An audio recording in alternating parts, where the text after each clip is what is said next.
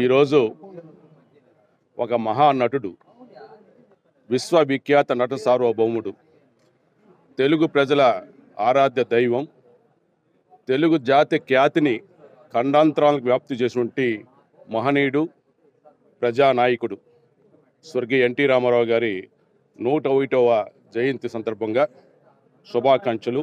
ఈ సందర్భంగా ఆయనకు మేమంతా కూడా ఘనంగా నివాళులర్పించడం జరిగింది. ఆయన జీవితం ఒక పుస్తకం, ప్రతి పేజీ కూడా మనకందరూ కూడా ఆదర్శనీయం. ఢిల్లీ నడివీధుల్లో మరి పోయిన రోజు ఆంధ్రులు గుర్తింపు తీసుకురావాలనే ఉద్దేశంతో తనను అంత పెద్ద స్థాయికి తీసుకెళ్ళినటువంటి తెలుగు ప్రజలకు సేవ చేయాలనే ఉద్దేశంతో మరి ఒక తెలుగుదేశం పార్టీని స్థాపించి, సేవ చేయాలనే ఉద్దేశంతో తెలుగుదేశం పార్టీని స్థాపించి, ప్రపంచ చరిత్రలో ఎప్పుడు ఎక్కడ లేని విధంగా పార్టీ స్థాపించిన 9 నెలలకే పార్టీని అధికారంలో తీసుకొచ్చి మరి ముఖ్యమంత్రిగా ప్రజల సమక్షంలో మొదటిసారిగా ప్రమాణ స్వీకారం చేసి పరిపాలన ప్రజల వద్దకు తీసుకున్నటువంటి గొప్ప ప్రజానాయకుడు ఎన్టీ రామారావు గారు.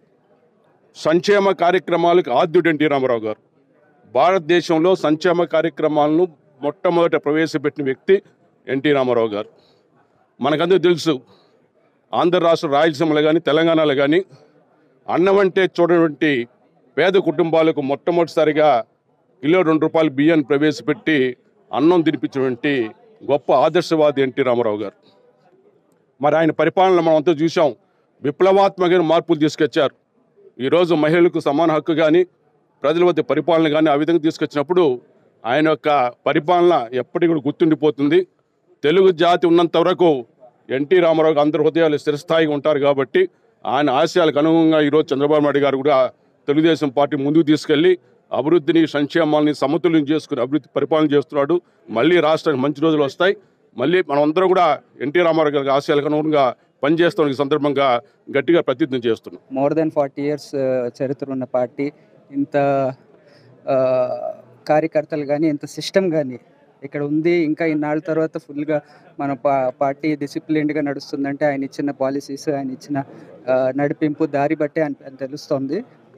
మాలాంటి వాళ్ళకి ఇమీడియట్గా లీడర్షిప్ క్వాలిటీస్ ఉన్న వాళ్ళు పికప్ చేసుకుని పార్టీ, మరి ఆ క్వాలిటీస్ ఉన్న వాళ్ళని ఎతకడానికి వీళ్ళు పెట్టిన క్రైటీరియా కానీ, ఎతుకుతున్న క్రైటీరియా కానీ మాలాంటి వాళ్ళకి అవకాశం వచ్చింది. మరి మా నాన్నగారు దగ్గుమల ప్రసాదరావు గారు లాంటి వాళ్ళు ఎక్స్ బ్యూరోక్రాట్స్, వీళ్ళని ఎలివేట్ చేసుకోవడానికి, వీళ్ళకి ఆపర్చునిటీ దొరకడానికి పార్టీ పాలసీస్ అన్నీ నమ్ముతున్నాము.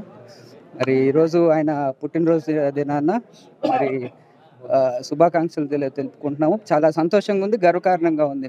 ఇట్లా ఇంత మంచి పార్టీలో మరి రేపు పొద్దున గవర్నమెంట్లోకి రాబోతుంది, దానిలో పార్ట్ ఉండడానికి చాలా అదృష్టంగా భావిస్తున్నాం. మే 28 దాదాపు 100 సంవత్సరాల క్రితం నందమూరి తారక రామారావు గారు నిమ్మకూరు గ్రామంలో పుట్టినరోజు ఈరోజు బీసీలందరికీ కూడా మహాపర్వదినం.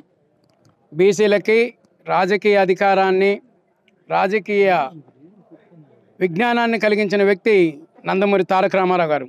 అలాగే రాజకీయాల్లో 20% రిజర్వేషన్ కల్పించిన వ్యక్తి నందమూరి తారక రామారావు గారు. బీసీ, ఎస్సీ, ఎస్టీ మైనారిటీలకు సముచిత స్థానం కల్పించిన వ్యక్తి ఎన్టీ రామారావు గారు.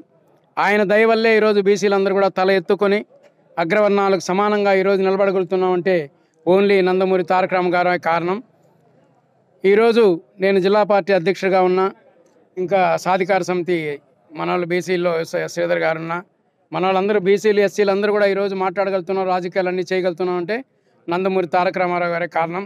అలాంటి వ్యక్తి 60 ఏళ్ల వరకు కూడా సినిమా రంగంలో విశిష్ట సేవలు చేసి, ప్రజలను మెప్పించి, ప్రజలను రంజింపజేసి, తన 61వ సంవత్సరంలో ప్రజలకు ఏమన్నా చేయాలనే ఉద్దేశంతో తెలుగుదేశం పార్టీని స్థాపించి 9 నెలల్లోనే రాజకీయ అధికారాన్ని సంపాదించి, ప్రజలు వెనుకబడిన వాళ్ళకంతా కూడా నేనున్నానంటూ వాళ్ళకి పక్కా గృహాలైతేనేమి, రేషన్ బియ్యాలైతేనేమి, కిలో ₹2 బియ్యం పథకం ప్రవేశపెట్టిన వ్యక్తి ఎన్టీ రామారావు గారు. అలాగే గుడ్డ జనతా వస్త్రాల రూపేణ అట్లా చేనేత కార్మికులకి బ్రతుకు తెరువు కల్పించి, ఇట్లా పేదలకు కూడా వస్త్రాలు దొరికే విధంగా ఏర్పాటు చేసిన వ్యక్తి నందమూరి తారక రామారావు.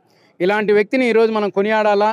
మాకందరికి కూడా గర్వకారణం. మేమందరం కూడా ఆయనకు ఎప్పుడు రుణపడి ఉంటాం. బీసీలు కానీ, ఎస్సీ, ఎస్టీ మైనారిటీలు కానీ అందరూ కూడా ఆంధ్రప్రదేశ్లో, భారతదేశంలో కూడా అందరూ రుణపడి ఉంటారు. ఇంత ఔన్నత్యాన్ని ప్రదర్శించి మాకందరికి ఔన్నత్యం కల్పించడానికి మేము సదా ఆయనకు రుణపడి ఉంటామని తెలియజేసుకుంటూ జై హింద్, జై తెలుగుదేశం. మరిన్ని వీడియోస్ కోసం ఛానల్ ని సబ్స్క్రైబ్ చేయండి. లేటెస్ట్ అప్డేట్స్ కోసం వాట్సాప్ ఛానల్ ని ఫాలో చేయండి. అండ్ లింక్ డిస్క్రిప్షన్ లో ఉంది.